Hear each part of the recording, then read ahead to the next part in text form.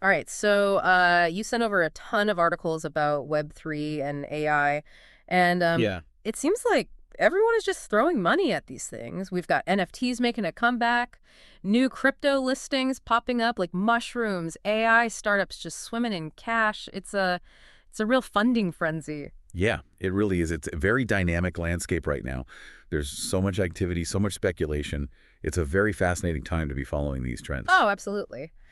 So for this deep dive, I think our mission is to figure out what's actually worth paying attention to Yeah. and what it all means for the average person, even if they're not, knee deep in the tech world every day. Yeah, let's get through the hype and get to the heart of it. Exactly.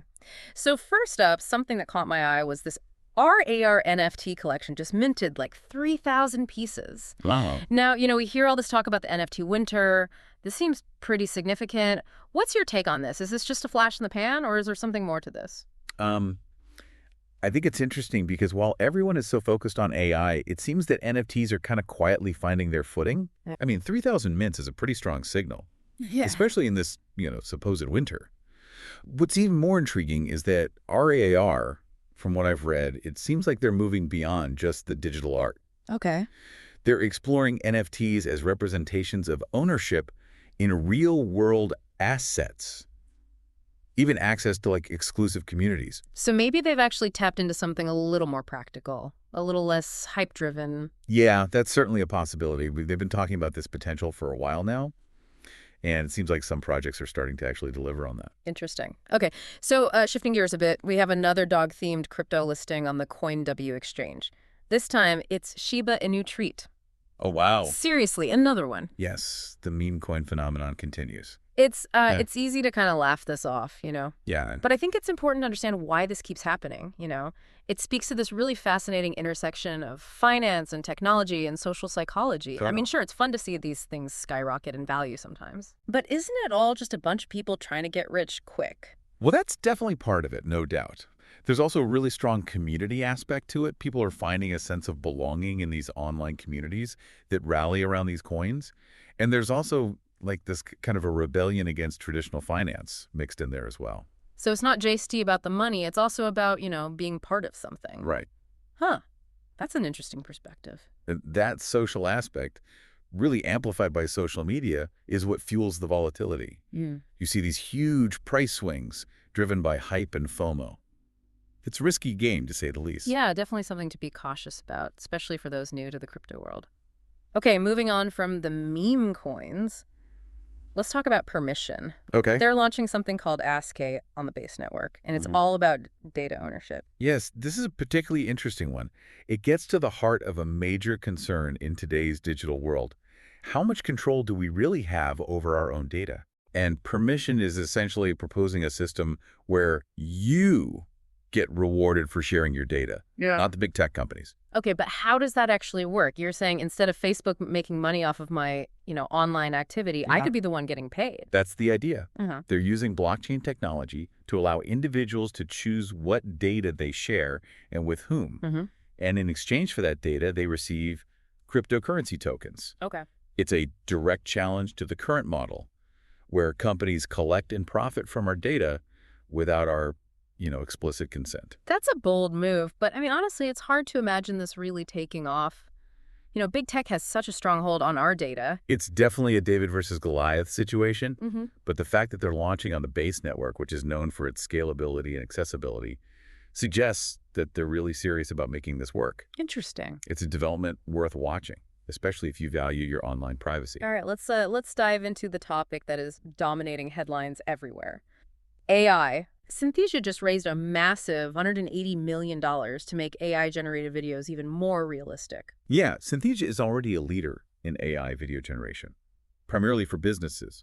I mean, Yeah. imagine personalized video messages at scale, interactive training programs, even the possibility of, AI-generated actors in movies. Okay, that's pretty incredible. But I can't help but think about the potential downsides. Yeah. What about deepfakes? It just seems like it's getting harder and harder to distinguish what's real online. You're absolutely right to raise that concern. As this technology becomes more and more sophisticated, the potential for misuse definitely increases.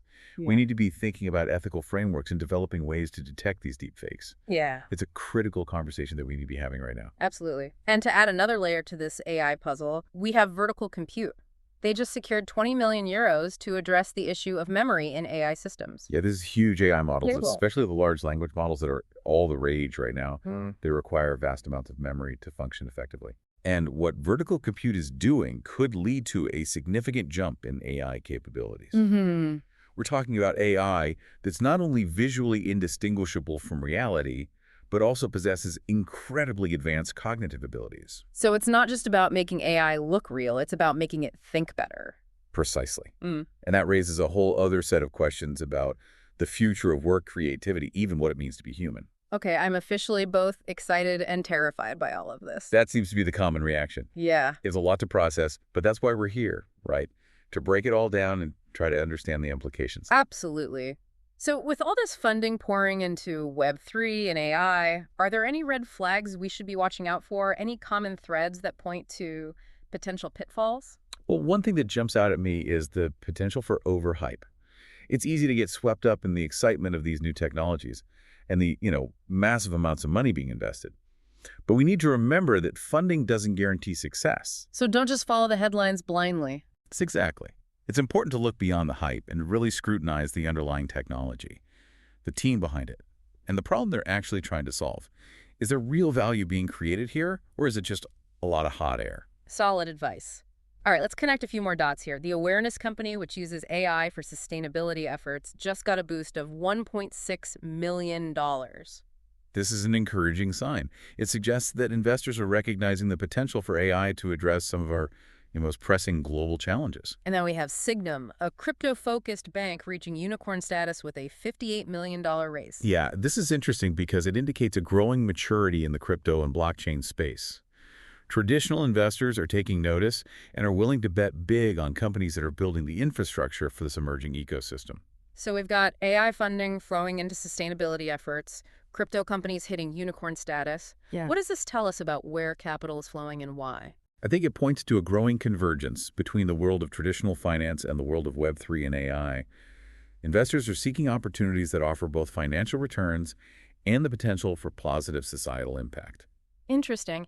And to round out this section, we have the launch of Agents and Fortis Novum Mundum's new book about autonomous intelligence. Yes, Agents is a platform for building and deploying autonomous agents. Think AI that can act independently. And the book, from what I gather, explores the deeper philosophical and technological implications of artificial life. So we've got the practical side with Agents and the more philosophical side with the book. What does this suggest about the future of AI? It tells me that AI is no longer just a technological pursuit. It's becoming a societal and philosophical one as well. We're not just asking how anymore, we're asking why and what if. Okay, that's a lot to unpack. I think this is a good place to pause for now. We've covered a lot of ground in this first part of our deep dive. Yeah, we've only just scratched the surface. Join us for part 2, where we'll delve deeper into the world of Web3 and AI and explore even more fascinating developments. Welcome back to our deep dive. I hope you're ready for more. Oh, definitely. My head is already spinning from all the developments we talked about in that first part. Yeah. But I'm eager to dig deeper, especially into some of those ethical considerations surrounding AI that we touched upon. Yeah, those are crucial. And it's a conversation that needs to happen alongside all these, technological advancements. Mhm. And speaking of which, one example that really highlights this is Tax Bandits introducing Bandit AI, their new AI assistant for, of all things, tax filings. Okay. At first glance, that just sounds incredibly useful. Who actually enjoys doing their taxes? Right. But is this just another example of AI slowly creeping into every aspect of our lives? It certainly is. And this seemingly mundane application of AI actually raises some pretty profound questions. On one hand, AI could really streamline these complicated processes, make them more efficient, more accessible. But on the other hand, where do we draw the line? Are we becoming too reliant on these systems? It's like this constant balancing act between leveraging AI's capabilities and maintaining a sense of, human control. Right. We don't want to end up in some dystopian sci-fi film where AI runs everything. Exactly. It's about finding that sweet spot where AI augments our abilities without completely replacing our, decision-making and critical thinking. Okay, let's lighten the mood a bit and talk about something a little more fun. Baritone just secured a $2 million to build an immersive MMORPG on the Barachain. Interesting. What's the blockchain angle here? I thought MMORPGs were already pretty immersive. They are. But blockchain technology adds a whole new dimension. Okay. We're talking true ownership of in-game assets. decentralized governance structures, Mm. where players have a say in how the game evolves, and entirely new possibilities for player-driven economies. So instead of just grinding for virtual gold, players could actually potentially earn real-world value from their gameplay. Uh, It's precise. that's a game changer. It speaks to this growing intersection of gaming and blockchain technology. It's not just about entertainment anymore. It's about creating these new economic models and empowering players in ways that we haven't seen before. It makes sense. Gamers are already accustomed to navigating digital economies, so adding that blockchain layer seems like a natural progression. All right, shifting gears again. Let's talk hardware. Vadzo just launched a new camera that boasts some pretty impressive specs, especially for low-light conditions. This is a perfect example of how hardware advancements are just as crucial as software when it comes to pushing the boundaries of what's possible. Mhm. This new camera, based on the Sony IMX662 sensor, is specifically designed to excel in challenging environments, capturing incredibly detailed images even in low-light situations. So we're talking improvements in everything from security cameras to wildlife photography, maybe even advancements in astronomy. You got it. The ability to capture high-quality data is essential, and this new camera opens up a whole range of possibilities for all sorts of fields. It's a good reminder that innovation isn't limited to just software. Definitely. Okay, speaking of data mineric, a company specializing in laser communication technologies recently received some deficiency letters from NASDAQ. Uh-oh. What does this mean for them? Essentially, it means they're not meeting NASDAQ's listing requirements, Okay. which could potentially lead to their stock being delisted. It's a reminder that even in this fast-paced world of tech, regulatory compliance is still crucial. Yeah, it's a cautionary tale for any company looking to go public, especially in, emerging markets like Web3 and AI. Absolutely. Transparency and due diligence are paramount. Hmm. Now, before we move on to our final thoughts, I wanted to touch upon a seemingly niche development that actually points to a much larger trend. Bristol Pay, a payment processing company, just acquired Rocket Print Software, a company specializing in software for the printing industry. Okay, that sounds like a pretty specific acquisition. What's the bigger picture here? This is part of a growing trend of consolidation in the fintech space. Mhm. We're seeing larger companies acquiring smaller specialized companies to expand their offerings and their market reach. So in a way, it's a sign of a maturing market. But does that mean less competition and potentially higher prices for consumers? That's always a concern when you see consolidation. It can stifle innovation and lead to less choice for consumers. On the other hand, it can also lead to the integration of different technologies, resulting in more comprehensive and efficient solutions. It's a double-edged sword, really. Yeah, something to keep an eye on for sure. Absolutely. Now, before we jump into our final takeaways, there's one more development I wanted to highlight. EHS. Insight was recently recognized as a top EHS software solution. EHS, remind me what that stands for again. Environment, Health, and Safety. Right. They provide software solutions for companies to manage these crucial aspects of their operations. And their recognition highlights a growing trend that goes beyond just, profits and technological advancements. You're talking about the increasing importance of sustainability and corporate responsibility. Precisely. Companies are being held to a higher standard these days, not just by regulators, but by consumers as well. And EHS Insight's success indicates a shift towards a more ethical and sustainable approach to business. So it's not just about making money anymore, it's about doing business the right way. That's a key takeaway from all of this. Values matter, and companies that ignore those values do so at their own peril. Now I think we're ready to tie all these threads together and offer some final thoughts for our listener. I'm ready. Let's wrap up this deep dive and see what insights we've uncovered. Wow, we covered a lot of ground in this deep dive. It feels like from NFTs finding like these new uses to AI just, infiltrating our lives in ways that we never even imagined.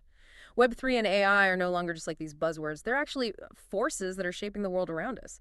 And at this incredible pace. Yeah, it's truly transformative time, and it can feel really overwhelming trying to keep up with all the developments. But I think our exploration today has really highlighted some key takeaways that are important for everyone, regardless of, their tech expertise. Right, for sure. So as we wrap up this deep dive, what's the one thing that you really want our listeners to walk away with? What's the big so what of all this? I think the most important takeaway is that these technologies are not just these abstract concepts. They have real-world implications for all of us. From the way we work to the way we interact with the world around us, Web3 and AI are fundamentally changing the game. Yeah, it's not just about understanding like the technology itself. It's about understanding these broader societal and economic shifts that are happening as a result. Exactly. And with that understanding comes a sense of agency. We're not just passive observers in this technological revolution. We have the power to shape its trajectory. One of the things that really struck me throughout this whole deep dive was this constant tension between the potential benefits of these technologies and the potential risks. It seems like every advancement comes with, exciting possibilities and kind of unsettling uncertainties. Yeah, the duality is kind of inherent in any disruptive technology. Take AI, for example. Hmm. On one hand, we see its potential to solve some of humanity's biggest challenges, like climate change, disease, poverty.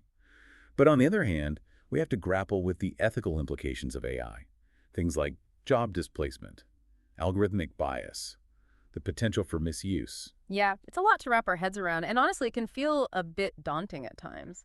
It is certainly a lot to process, but I think that feeling of being a bit overwhelmed is actually a good thing. It means we're paying attention, we're asking the tough questions, and we're engaging in the critical conversations that need to be happening. So instead of shying away from these complex issues, we need to lean into them. Exactly. We need to be informed, we need to be critical, and we need to be proactive in shaping the future that we want to see. That brings me to another big question that's been lingering in my mind throughout this discussion. What does all this mean for the future of work? It seems like everyone is so worried about AI taking over their jobs. Is that a valid concern? It's a valid concern, but it's also an opportunity. There's no doubt that some jobs will be automated, but new jobs will also emerge. The key is adaptability and a willingness to embrace lifelong learning. So rather than fearing the changes that are coming, we should focus on equipping ourselves with the skills and the knowledge we need to thrive in this new landscape. Absolutely. And those skills aren't just technical. In fact, some of the most valuable skills in an AI-powered world will be uniquely human. Things like creativity, critical thinking, problem solving, emotional intelligence. It's not just about what we can do, it's about who we are as humans. That's a powerful message. Any final thoughts you'd like to leave our listener with? I would encourage everyone to stay curious and to stay engaged. Don't just be a passive consumer of technology. Be an active participant in shaping its development and its impact on society. Read, research, ask questions, have conversations like the one we're having right now. The future is not predetermined. It's something that we create together. I love that. And to echo that sentiment, I'll add this. Don't be afraid to challenge assumptions, to think critically about the information you encounter, and to form your own opinions.